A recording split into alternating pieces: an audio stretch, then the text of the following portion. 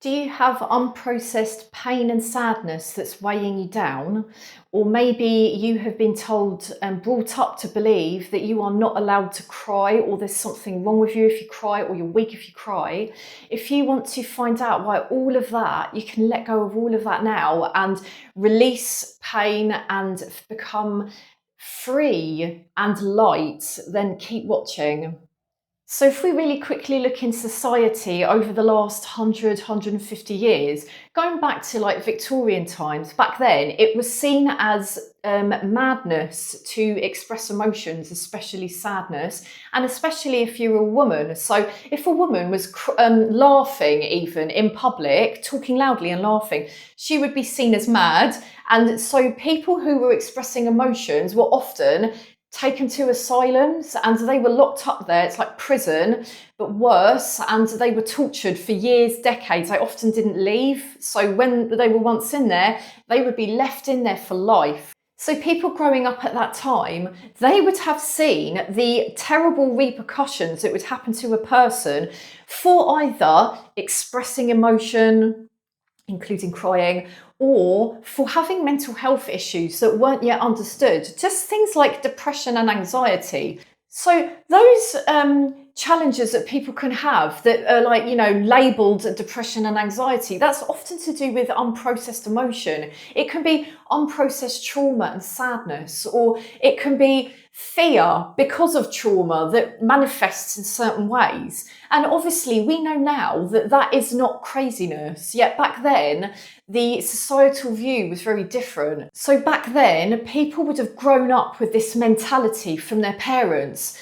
You shall be seen and not heard. You can't cry. You can't express your emotions. If you're, seeming like you're low, there's a problem with you like that, then you might end up in the asylum. And unfortunately, back then, parents and families were a lot more heavy-handed than now. So it really would have been instilled into a person, you cannot cry. And then that child would grow up and then have their own children, right? And if their own children ends up being you or your parent, and this mentality from those times back then has not been broken, that generational wound has not been broken, then it will be passed down and passed down until a person starts to think and act differently. So this is what the power of things like crying, even if, for instance, your family said it's not okay to cry, if you feel sadness and you release it, you are breaking that outdated viewpoint that is actually so unhealthy. And the fact of being told you're crazy if you cry, actually, I really believe that keeping emotions trapped inside the body, trauma, pain, fear, is what can lead to mental health issues if that isn't released from the body.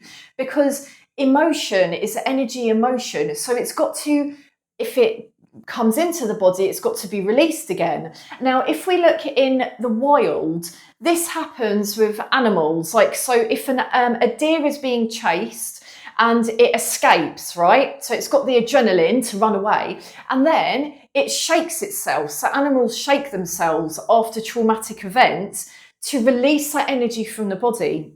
And when we're crying, we end up shaking as well. It's literally the same thing. We're like shaking the energy out of the body. And this is the same with practices like somatic breath work. And that is about releasing trapped emotions from the body. It can be sadness or anger or even laughter. Sometimes I've done somatic breath work and I've just laughed for no reason.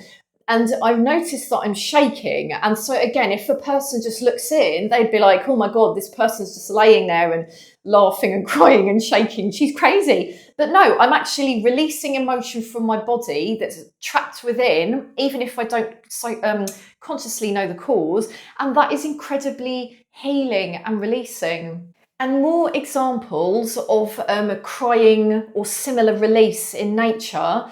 Every baby, when born, unless severely ill, will start out by crying. many children, when they fall over, they will cry, right? And the clouds. So when you've got a cloudy day, they start out white and little fluffy things, and then they build in intensity and strength. They get darker until they get so heavy that they rain. And this is exactly the same as crying.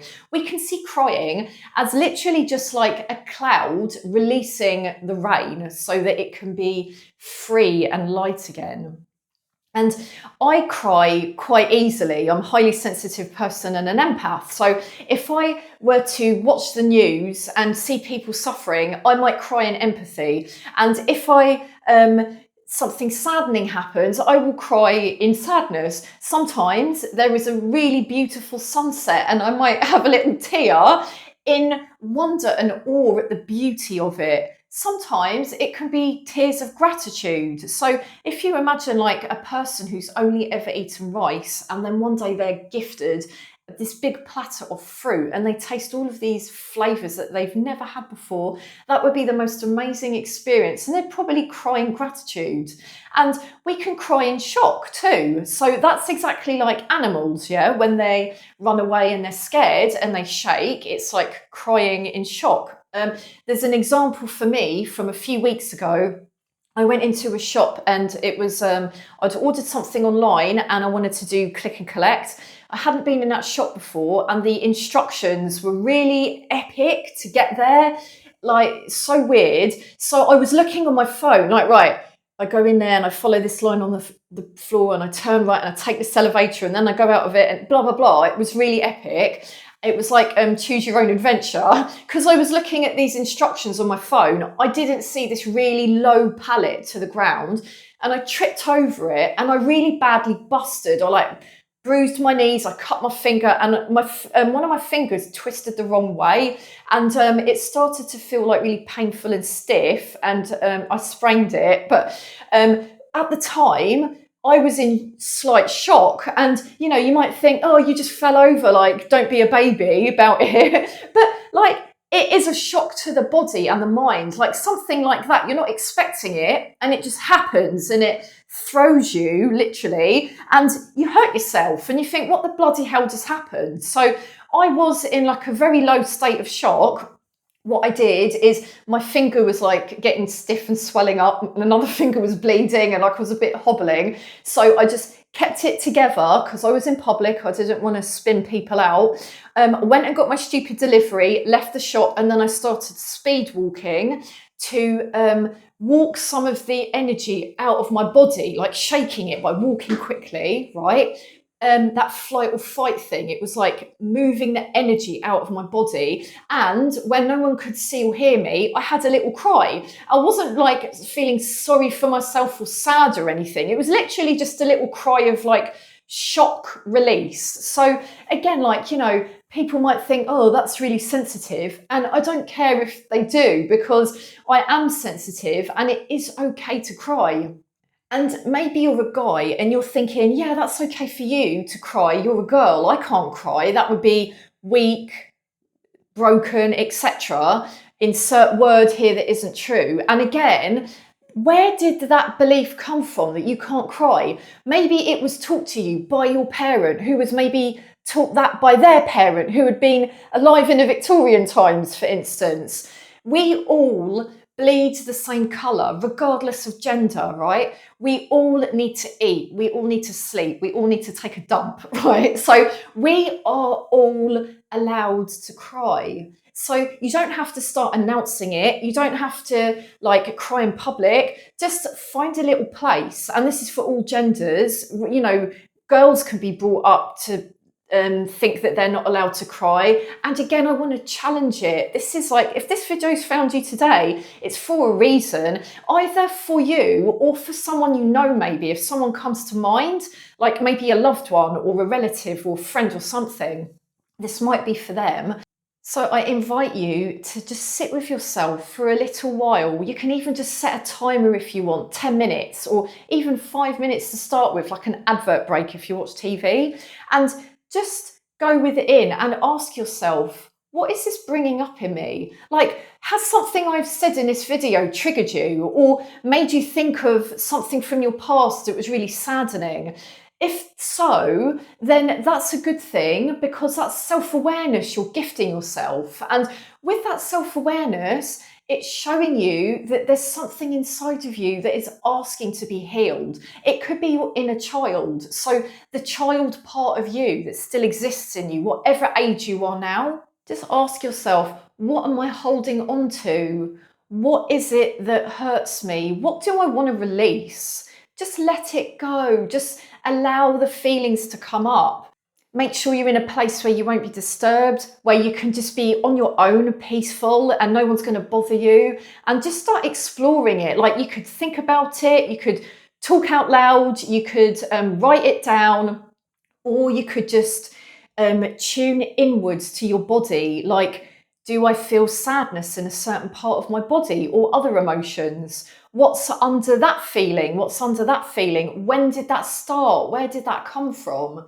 And if you know anyone who gets angry quite quickly, then often the reason for the anger underneath is fear. And underneath that fear is unprocessed sadness as well. So this is just like an amazing gift we give ourselves, to be able to listen to how we are feeling in our bodies and to nurture and respect it. Like, imagine your inner child, right? And when I said that, maybe you instantly think of yourself at a certain age. If so, that is amazing, because that's like an age of younger you that is asking older you to give it some time to, you could imagine hugging that version of you who's younger. That might make you feel sad. When I first started doing inner child meditation, I cried so much because I was not used to, in my mind, sitting with my younger self and giving that younger self, nurturing and seeing her and hearing her and listening to her and allowing her to express herself in ways that she needed.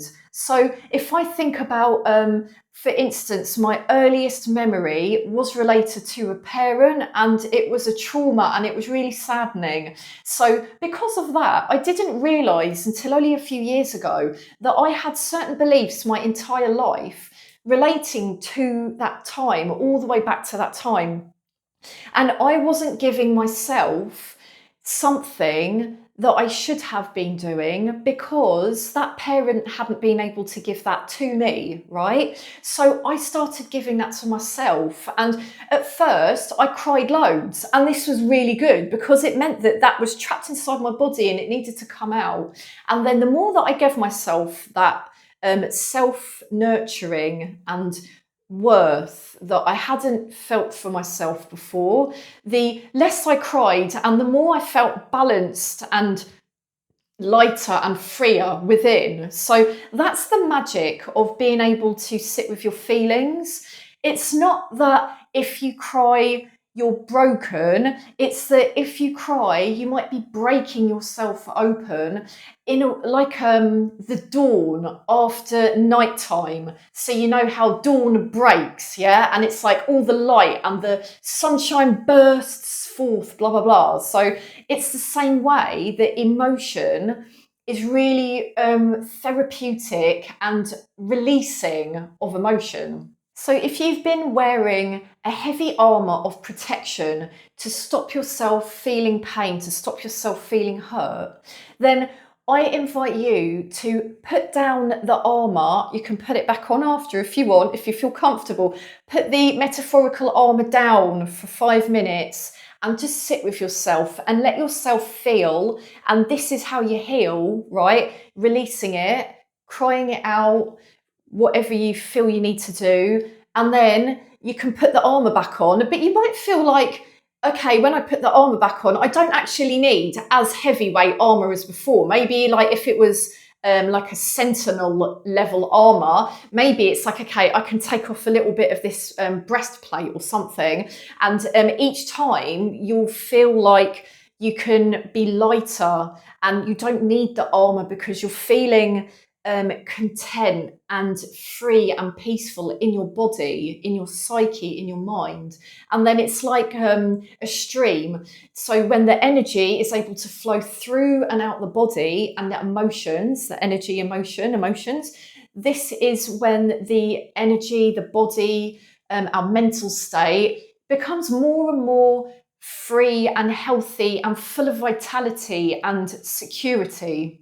So, if this has helped you have a whole new perspective today on why it is okay and healthy and good to cry, then please do pop a little comment down below. I'd love to hear your thoughts, or sub, and I will see you next time. Peace out.